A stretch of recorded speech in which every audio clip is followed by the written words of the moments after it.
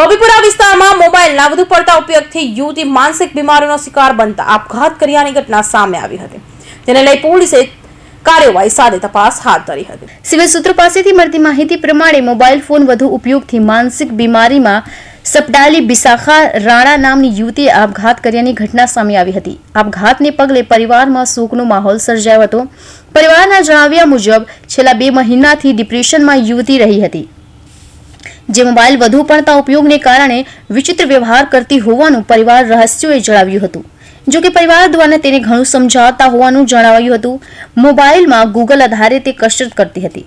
ઘણા સમયથી તેના વર્તનને કારણે પરિવાર આખરે તેની મનોચિકિત્સક પાસે પણ કરાવી હતી, જ્યાં તબીબે દ્વારા કોઈ બીમારી નહીં હોવાનું જણાવતા તેનો ઉપચાર પણ શરૂ કર્યો હતો। જો કે માનસિક રીતે અસ્વસ્થ થયેલી યુવતીએ આપઘાત કરી લીધો હતો।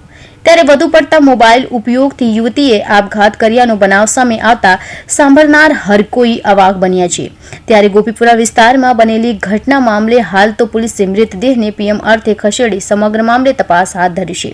ત્યારે વિશ્વાસ નહીં આવતી ઘટનાને પગલે હર કોઈ અવાક છે અને ઘટના બાદ વધુ પડતા મોબાઈલ ઉપયોગને લઈ પણ સાવધાની રાખવા અનુરોધ કરી રહ્યા છે।